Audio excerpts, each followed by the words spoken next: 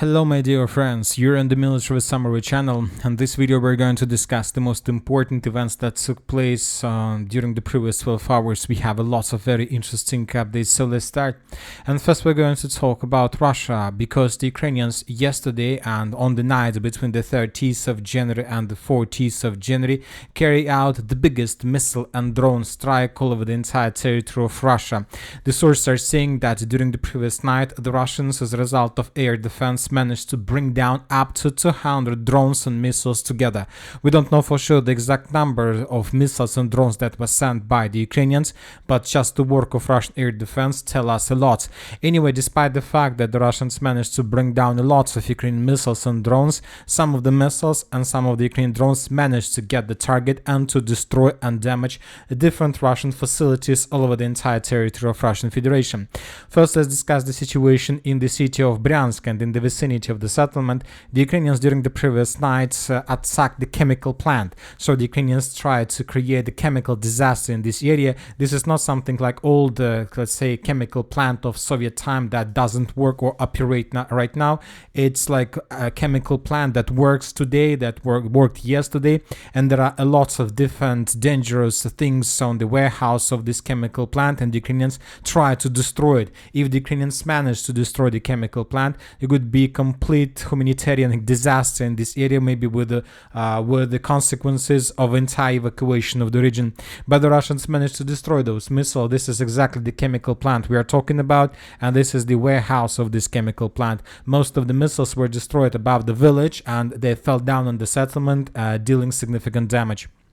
Furthermore, several explosions, several attacks took place in the area of by the name of Engel. So this is Saratov. Engel is a very important region. The Russians are using this Engels airport for the missile strike purposes. So every time the Russians are planning to attack Ukraine with, let's say, cruise missiles, they're using this airfield for strategical aviation. And the Ukrainians during the previous nights destroyed and attacked, not destroyed, attacked and damaged Saratov oil refinery. In this video we can see the consequences of a drone attack. In this video we can see that the oil refinery was covered with fire. We don't know for sure the exact damage the Ukrainians managed to deal, but obviously during the next several days the Russians will not be able to carry out a missile strike all over the entire territory of Ukraine using aviation. Furthermore, the Ukrainian drones managed to reach the city of Kazan, and if we calculate the distance between, let's say, the northern part of the Sumy region and the city of Kazan is more than 1,000 kilometers. So the Ukrainians indeed have possibilities to attack deep inside of Russia and to cross thousands of kilometers. And during another attack with drones, the Ukrainians managed to damage and destroy also some oil warehouse or oil depot. We can see fire in this area. We can see that the Ukrainians managed to deal significant damage. So what is happening right now? I believe and I think that the Russians were planning to attack, to carry out massive missile attack over the entire territory of Ukraine before the Trump's inauguration. So most likely that was the Russian plans and Russian purposes, to attack Ukraine before inauguration, maybe to create another blackout or something like this. Most likely the Ukrainians trying to be on the safe side, understanding that this is exactly what they need to expect, because I'll remind you that the Russians haven't been bombing Ukrainians with missiles for a very long period of time, which means that the Russians managed to collect additional missiles, and the Russians were planning maybe today, maybe tomorrow, maybe the next weeks to attack, to use these extra missiles they managed to collect. And the Ukrainians are trying just now to prevent these attacks and to destroy as many as possible Russian oil facilities. Now let's discuss the situation on the ground. Let's return to the Sumy area. And today the Russian sources published the video how they managed to discover the concentration of Ukrainian forces of the 78th separate regiment. And as a result of Iskander strike, this significant number of Ukrainian soldiers and vehicles were destroyed. The Russians are saying that in this video we can see multiple Iskander strikes on the temporary deployment point of the armored forces of Ukraine to the east of Sumy. As a result of this attack, up to 17 infantry fighting vehicles were destroyed. Just 8 vehicles were destroyed, regular vehicles were destroyed, and up to 180 soldiers. During the previous night, there were lots of reports that the Russians were bombing Sumy, and most likely this is exactly all these posts were about.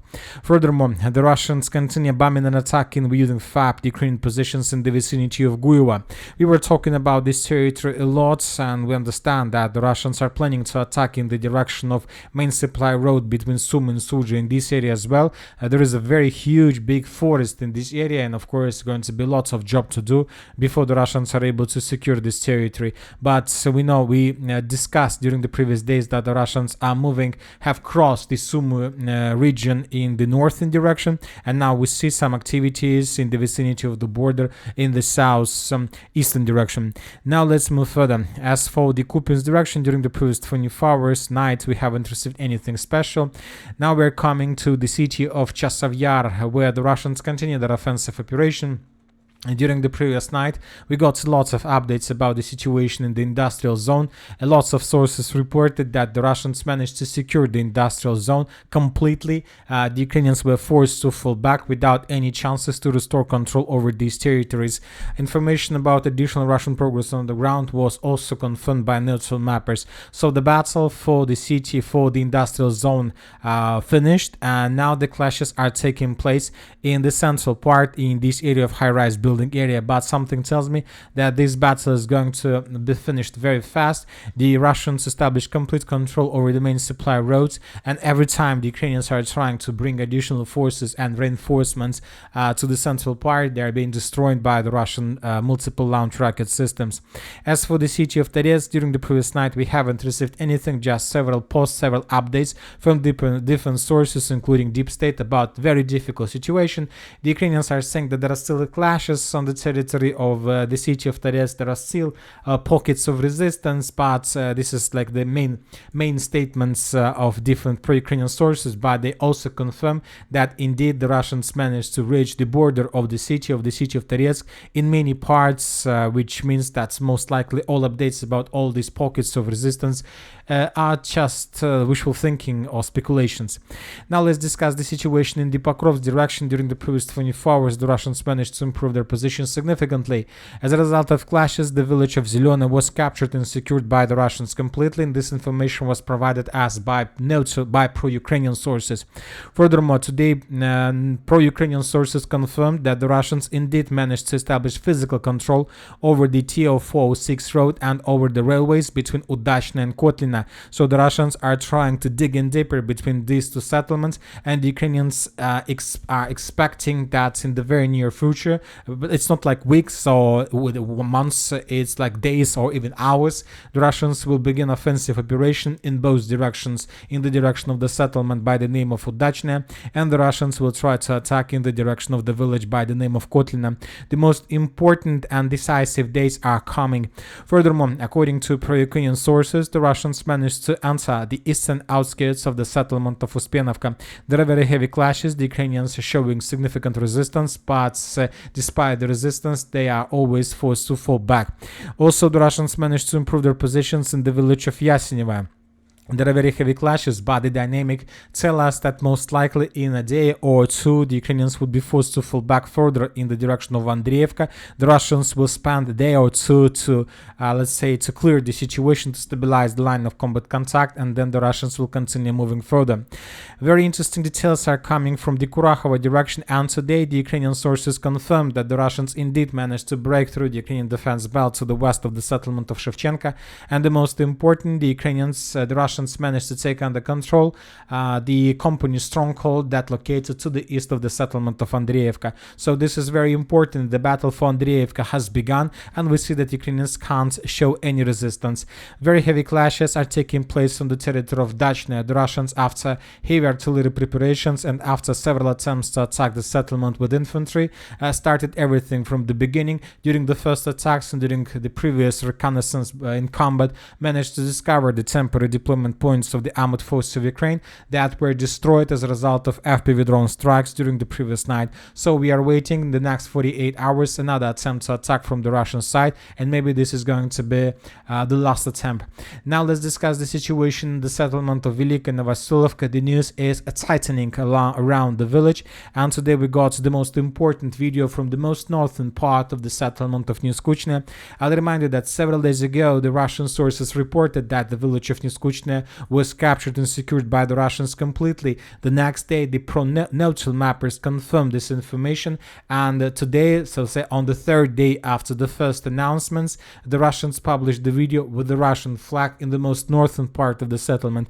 Maybe there are still pockets of resistance from the Ukrainian side, some encircle units or something like this, but as for now it doesn't matter, it will not change the situation. The village of Niskushne was captured. Furthermore, according to different pro-Russian sources, the first sabotage and reconnaissance group and the first assault troopers managed to enter the southwestern part of Vremivka, and the clashes are taking place already on the territory of Velika Novosilovka agglomeration. So I believe that we can start counting days before the village of Velika Novosilovka falls. The situation for the Ukrainians there is very, very critical.